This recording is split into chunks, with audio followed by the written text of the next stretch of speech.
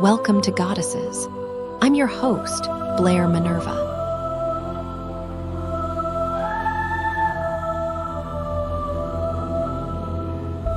Today on Goddesses, imagine being lost in the vastness, your last transmission fading into static, leaving behind only questions and a single glove on a remote shore.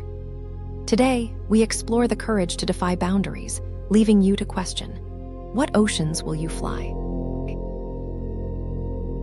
Static crackles through the receiver. A woman's voice, steady but urgent, breaks through. We must be on you but cannot see you. Gas is running low. Then silence. Complete, devastating silence. The date is July 2, 1937, and Amelia Earhart has just made her final transmission. You've heard her name, perhaps seen her confident smile in sepia photographs. But what drives someone to push so far beyond the boundaries of what's possible that they risk everything? What makes them choose the unknown over the comfort of certainty? Picture a young girl in Atchison, Kansas, 1904. While other girls arrange tea parties, 7-year-old Amelia Earhart builds a wooden roller coaster in her backyard. The neighborhood children watch in horror and delight as she hurtles down the steep ramp in a wooden box, crashing spectacularly at the bottom. She emerges laughing, already planning modifications for the next attempt. But Amelia isn't interested in being proper. She's interested in flight. December 28, 1920. The winter air bites at Amelia's cheeks as she watches a stunt pilot perform at a California airfield.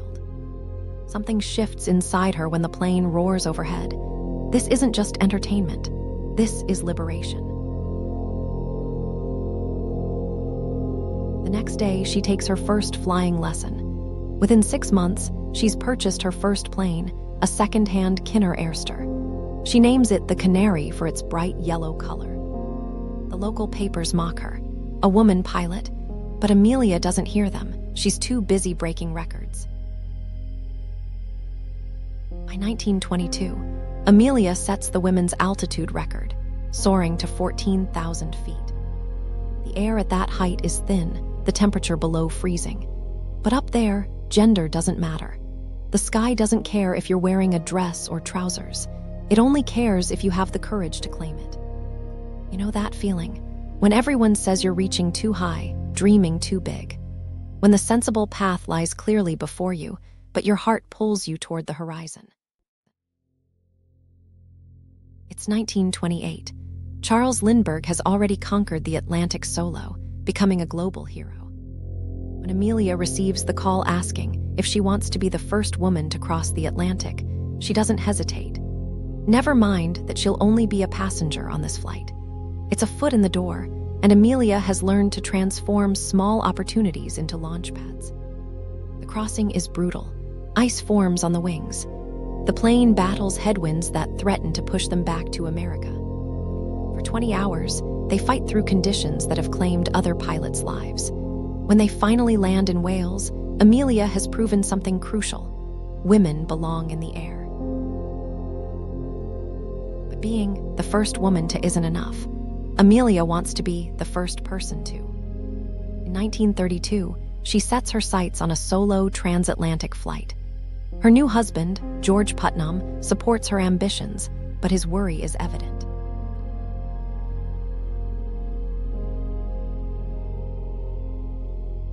Amelia responds by checking her calculations one more time. She studies weather patterns, plots courses, prepares for every contingency.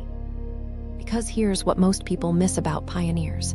Behind every seemingly reckless act lies meticulous preparation. If you're enjoying Goddesses, please like, subscribe, and scan the QR code for our free 7-day email course, Be an Unstoppable Woman. Lead without apology using quiet power tactics from influential females like Oprah, Malala, and RBG. Now, back to the episode. On May 20, 1932, Amelia takes off from Newfoundland in her red Lockheed Vega. The next 14 hours become a masterclass in human endurance. Ice weighs down her wings. Her altimeter fails. The manifold breaks, spewing hot gas into the cockpit, but she keeps flying. When she lands in Ireland, she becomes the first woman to fly solo across the Atlantic.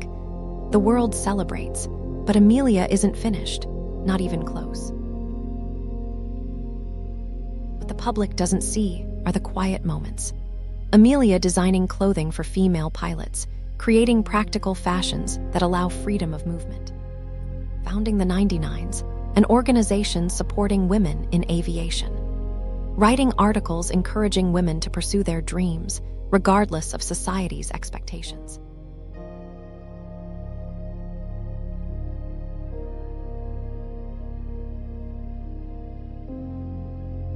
In 1937, Amelia announces her most ambitious plan yet, circumnavigating the globe at its widest point. The newspapers call it impossible. They say she's pushing too far, reaching too high. But you recognize that look in her eyes. It's the same one you see in the mirror when everyone says you should settle for less. The preparation is exhaustive. Her Lockheed Electra is modified with extra fuel tanks. Every calculation is checked, then checked again. But here's what haunts. She knows the risks. She takes them anyway.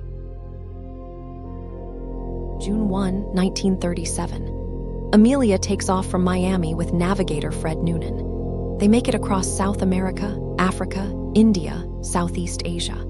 22,000 miles covered. Only 7,000 remain. July 2, 1937. They depart New Guinea for Howland Island, a tiny speck in the vast Pacific. The weather is perfect. The plane is functioning perfectly. Everything should work. Then the radio calls begin to fade. They never find the Electra. No wreckage, no definitive answers, just theories and possibilities and that haunting final transmission.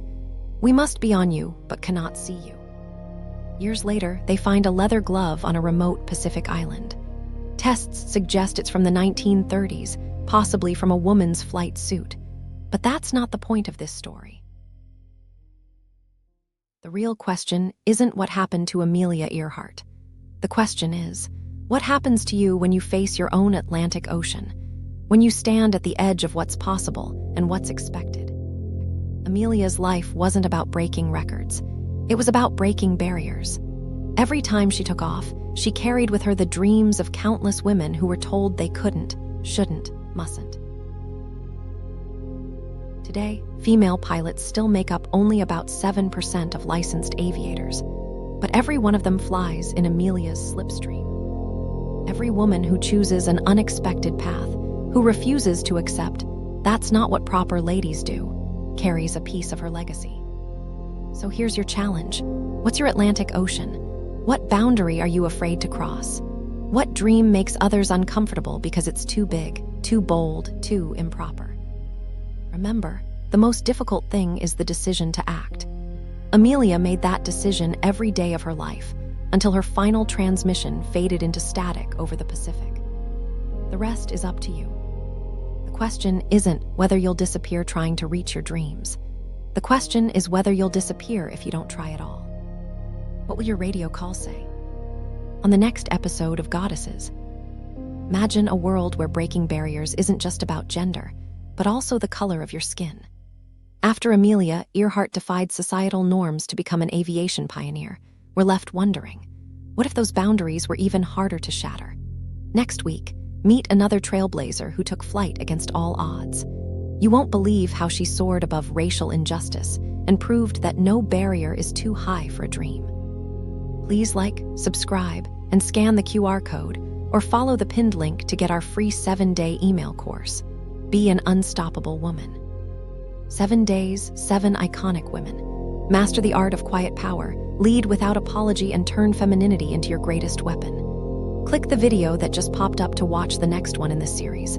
Or for episode summaries, behind-the-scenes info, and more, go to daily8.com/GOD. Thanks for watching.